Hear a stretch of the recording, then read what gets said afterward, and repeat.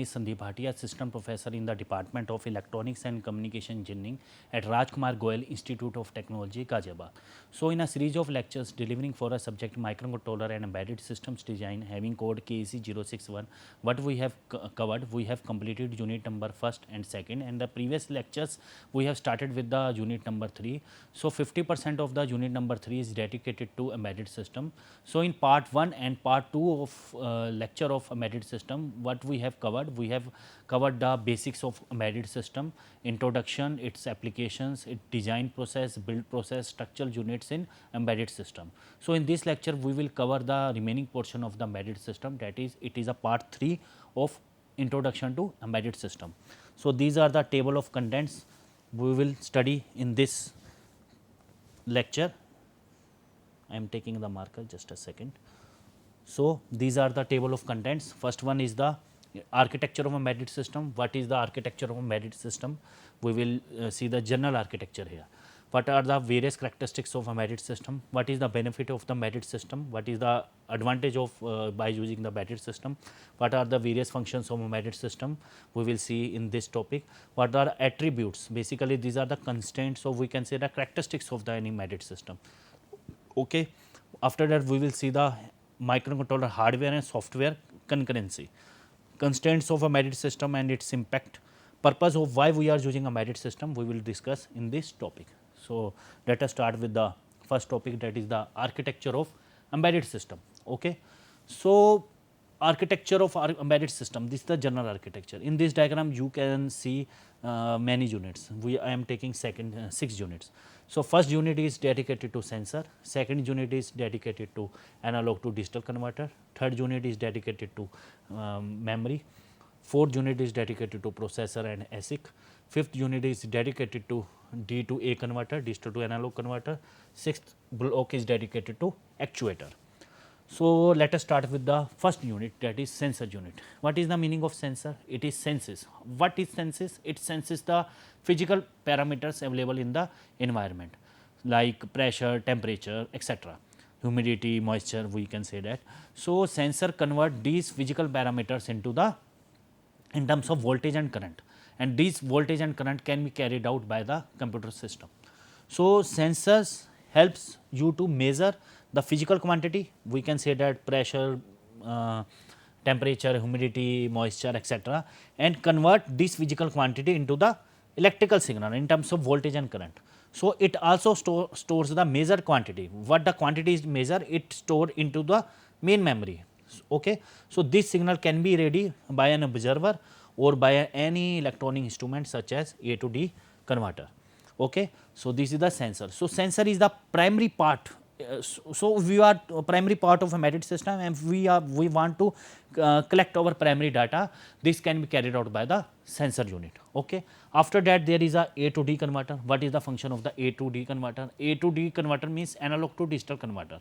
Why it is needed? Because the data collected by the sensor, okay, it is in the form of analog signals, and we want to process by the computer. It need to be converted into the digital data. So, basically the data we are collecting from the environment is in the form of analog signal, and computer can carry only the digital signals. So, we need to use the A to D converter. It is in the form of, basically it is IC. So, this A to D converter will convert the analog signals that has to be captured by the sensor into the digital one, and this digital signal is further stored into the memory. So, computer can process only the digital data. So, that is why we need to convert into the digital ones. Okay. After that, we have the memory units. The data captured by the sensor converted into the digital form will be further stored into the memory, main memory. In the memory may be a RAM or ROM, program or data memory. Okay. So, our next unit is a processor and ASIC. Why we are talking about the two things, processor and ASIC? Processor may be a general purpose processor, and ASIC means application specific integrated circuit. In the previous lecture, we have seen that embedded system is basically a application specific system, that is that can perform one task only, okay, like printer. Okay. So, ASIC will be used in our embedded system. So processor and ASIC, we can say that it is basically a IC chip. It is basically a processor that can carry out operations. Okay. So input is provided into ASIC and output is in the can be taken from the D to A converter. Okay.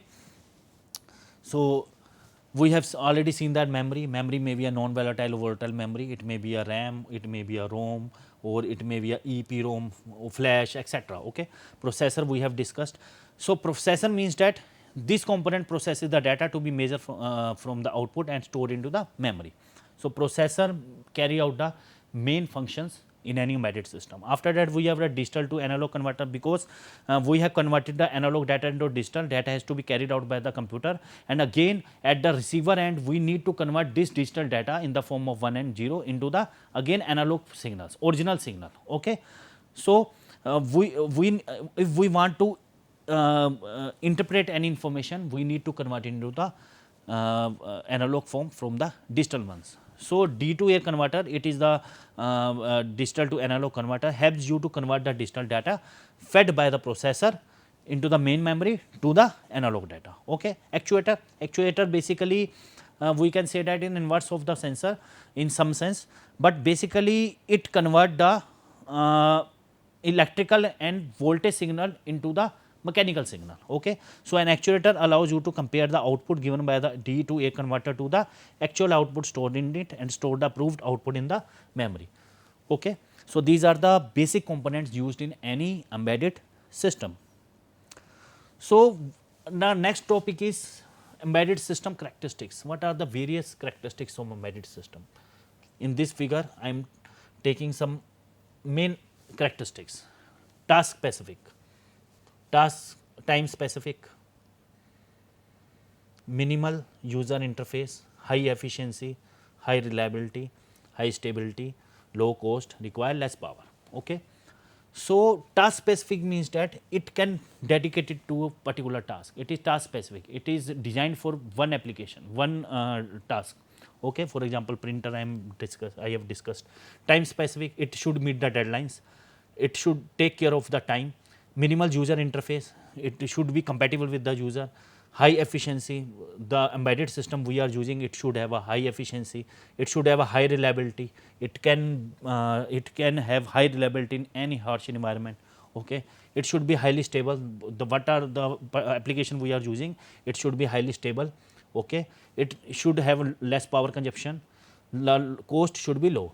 So these are the characteristics we have to take care while designing embedded system. So it requires real time performance, it works on the real time, it didn't have any delay in the system, it should have high availability and reliability. We have discussed that it should have a high reliability, it can be reliable at any environment. In any environment we can use embedded system. It is developed around a real time operating system. Here we are using the concept of real time operating system. We are not using general purpose operating system here. It works on the real time, so we need to use the real time operating system. It has a easy and diskless operation, ROM boot. Okay. It is designed for one specific task. We have already discussed that. It is application specific. It must be connected with peripherals to connect input and output devices. It offers high reliability and stability. It has a minimal user interface here. It is limited memory consumption should be less, and it has a low cost, it has a less power consumption. Okay. It does not need any secondary memory in computer, it works on the primary memory. So these are the general characteristics of embedded system, and these has to be taken care while designing any product. Okay. So next topic is what is the benefit of embedded system, what is the advantages of using embedded system. First one is the greater performance and efficiency. So by using embedded system, it has a greater performance, it has a improved performance as compared to general purpose system, and it has a high efficiency. Okay. So software makes it possible to provide sophisticated control. So whatever the software we are using, it should be compatible with the hardware. Okay. So what are the software we are using, it is compatible with the any particular IC. Okay. It has a lower cost, this is the desirable feature, the cost should be less. In any embedded system, cost should be less, and so that users or consumers may buy. Okay. So it is less expensive components. So lower cost is depends upon the many factors. Component cost should be less, because if the component cost should be less, overall system will be overall system cost will be decreased.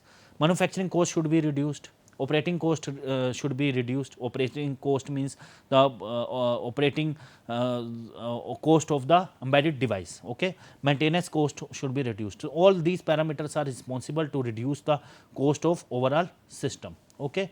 Better dependability. It has an adaptive system which can compensate for failure. Adaptive system means that it is output will behave according to the input. If we are varying the input in any embedded system, output will be varied and output is compatible with the input. Adaptive system means that it is adapted to the environment, it is adapted to the input parameters. Okay. So output will behave according to the input, that is the adaptive system which can compensate for failures. It has a better diagnostics to improve repair time. So better diagnostic means that it should have a diagnostic unit to fix the errors, bugs in any system. Okay. It has a more features. So more features are able to cover wide variety of environment. It is compatible with the environment. It is less likely to incur errors. Errors should be less. Okay. Fast execution. Execution speed is more in case of any embedded system. Low power operation, power consumption should be less. So these are the benefits of embedded system. So key benefits is real time. Okay. Meet the deadlines. Cost is less, power is less, reliability is more, and we can say that it has a better adaptability or dependability. Okay. So next topic is, what is the functions of a embedded system? What are the various functions carried out by any embedded system? So first function is the closed loop control system. It has a closed loop control system. This is the input, this is the processor task, embedded processor we can take, this is the output, and this is open loop system. What is the control loop system? We are providing the feedback from the output to the input. Okay. So closed loop control system means that it is used to monitor a process, adjust an output. Output will be adjusted according to the input. If we are changing the parameters of input, output will be adjustable to the input to maintain desired set point, temperature, speed, direction. Okay. It has a sequencing unit to sequence the steps through different stages based on environment and system. For example, if we are taking washing machine, okay, in washing machine there are various steps. First one is the on the power supply. Okay. To wash the clothes, we need to start the system by using the power supply. We have to set the knobs, feed the clothes into the main bucket system on the knob, and various stages. So it has a sequencing units to sequence the various operations in any embedded system. Okay. So it has a sequencing task. Step by step we are taking care of the things in any particular embedded system. It has a signal processing unit. It has a less noise, remove noise. Noise should be less in any embedded system. Select desired signal features. It has a communication and networking unit. So after placing the sensors, after getting the data, if we want to, because in any embedded system there are numerous devices. So every device is connected to the another devices through some communication units. So we can use asynchronous communication, synchronous communication, we can use serial communication, parallel communication. So all the communication will be carried out by the some devices. So we can use SPI, we can connect two devices with the use of serial peripheral interface, I2C, integrated circuits, CAN bus, RS232, etc. There are many communicating devices in an embedded system. Okay. So what is the function of communication and networking? It is used to exchange information reliably and quickly. Okay. So the next topic is, what are the attributes? What are the different attributes of embedded system? Attributes means that constraints. We are talking about the basically this the characteristics of embedded system. So first attribute is that, main attribute is that it is interfacing with the largest system and environment. We have seen that it is a part of a larger system, or we can say it is a part of a main system. In main system there are many embedded devices, numerous embedded devices units. Okay, it is a part of a large system, and it did not embedded system did not interact directly with the environment.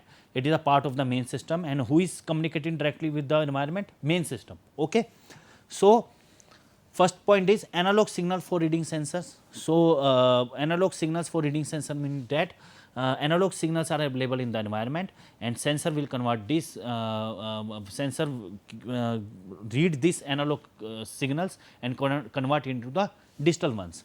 It has a typically use voltage to represent a physical value. We are using the concept of voltage current here. Okay. It has a power electronics for driving motors, solenoids. If we would, want to drive motors, we want to drive various mechanical parts in embedded system. So it has a power electronic features. It has a solenoid, valves, etc. Digital interface for communicating with other digital devices. Digital interface are simple, it may be a complex, simple in the terms of switches and complex in the form of display. Okay. It has a concurrent, means parallel, and reactive behaviors. It means that whatever we are doing, we are using software and hardware, both software and hardware should be concurrent. It should be compatible with each other. It should work on the same time. So that means a concurrency or concurrent. So must respond to sequences and combination of events. If we are setting the steps in any embedded system, so this embedded system should follow that particular steps. That particular step should be synchronized with each other. It should follow the sequencing behavior of the devices and combination of events. It should have a real time system, have mid deadlines or response. We have seen that it should work on the real time without any delay, and it should meet the deadlines. Whatever the times we are setting for the any embedded system, it should work on the real time. It is provide output within the deadlines. Okay, if it didn't do that, this is not embedded system, because its main feature is that it should meet the deadlines. Whatever the deadlines we are setting for any embedded system, it should complete the task within that particular time. Okay. It typically must perform multiple separate activities concurrently. Concurrently means that multiple tasks it is carried out, multiple separate activities is carried out at the same time, concurrently. Okay. Concurrently. Okay. So these are the attributes of embedded system. Another attributes is fault handling. There should be a fault handling unit in our embedded system. Okay, fault handling means that what are the software fault and errors are occurring in the our system, it should be taken care by the our embedded system. So many systems must operate independently for long periods of time, requiring them to handle likely faults without crashing. So if we are carrying out the multiple operations, and if our embedded system is working for a long period of time, so our system should work without crashing.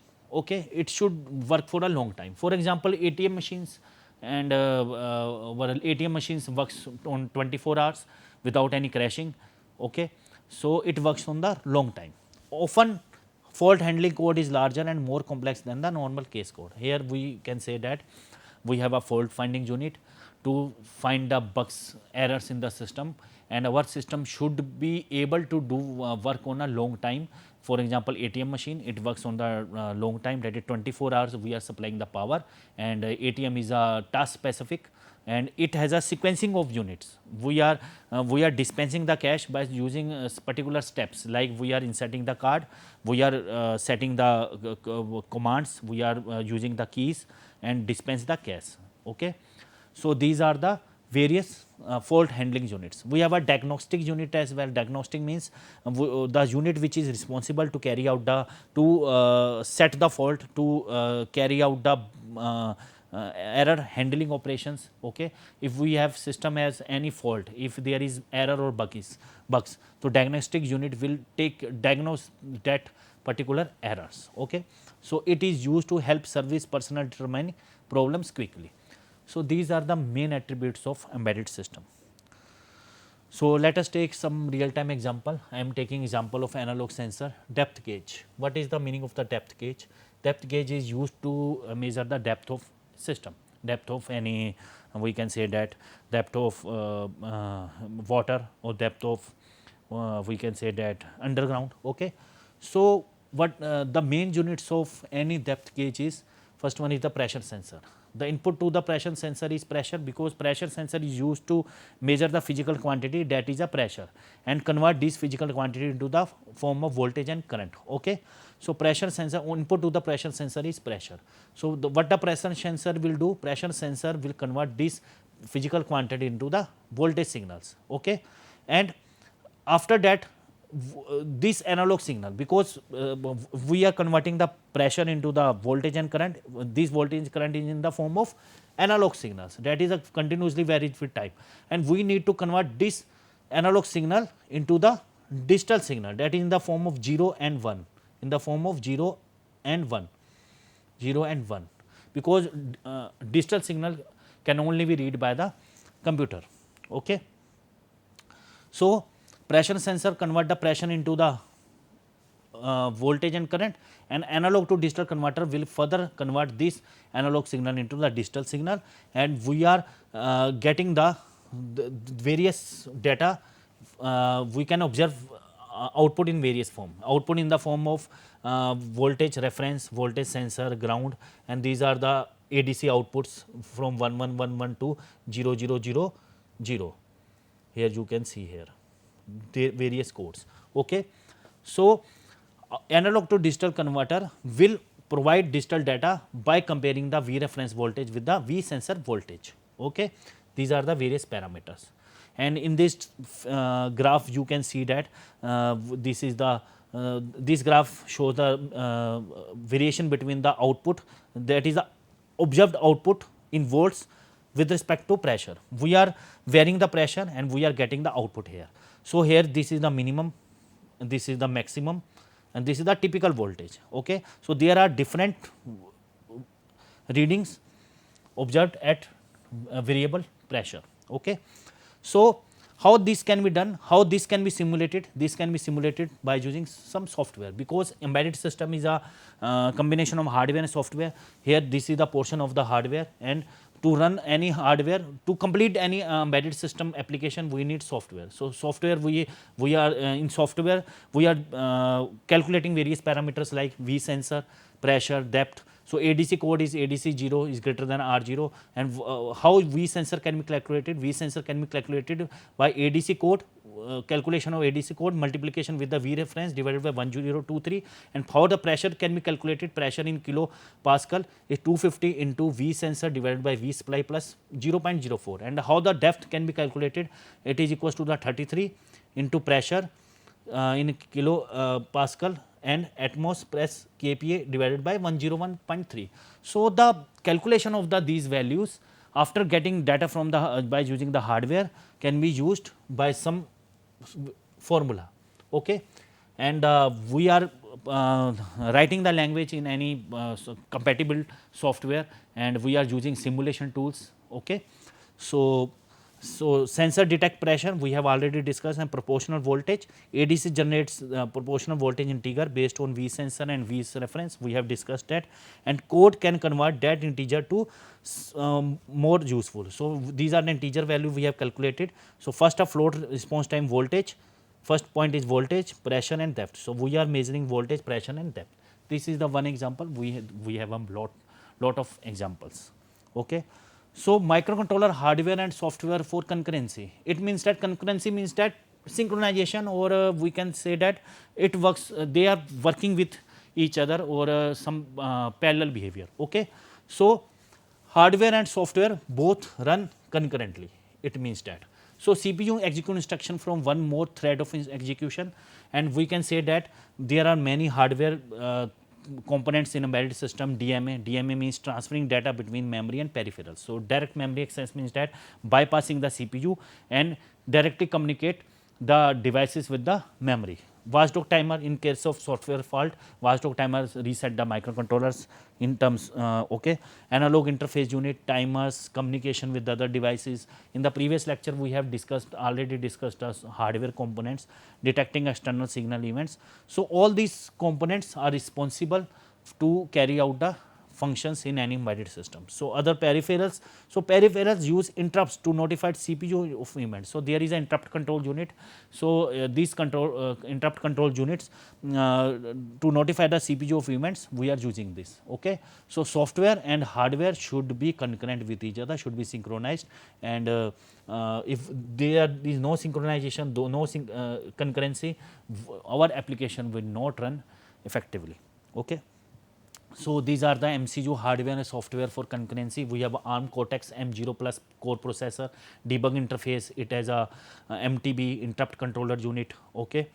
It has a system internal watchdog timer, DMA, BME, memory. Okay. We have a clock, phased clock loop, frequency closed loop, low and high frequency oscillator, internal reference clock. Okay. We have a security and integrated analog signals, ADC. We have a different analog 6-bit DAC, 12-bit DAC. We have a timers may be real time clock, watchdog timer, low power timer. We have a communication to communicate the different devices. We may have a communication interface, I2C, low power UART, SPI UART. UART means universal asynchronous receiver transmitter, SPI means serial peripheral interface, I2C means inter-integrated circuits. All these things are used for serial communication, to communicate between the devices. Human machine interface, GPIOS, general purpose input output with interrupt, timer, sequencing inputs, etc. So, these are the different hardware available in our embedded system, and this should be compatible with the software. Okay. So, I am taking some example. This is the hardware software features, and software here with respect to time, we are sequencing the events. So, software is used to start the timer. After starting of the timer, hardware will generate the interrupt, timer interrupt, and this timer interrupt will set the ISR, interrupt service routine, and after executing interrupt service routine, we will start the ADC, and this ADC will convert analog signal into digital signal, and this will be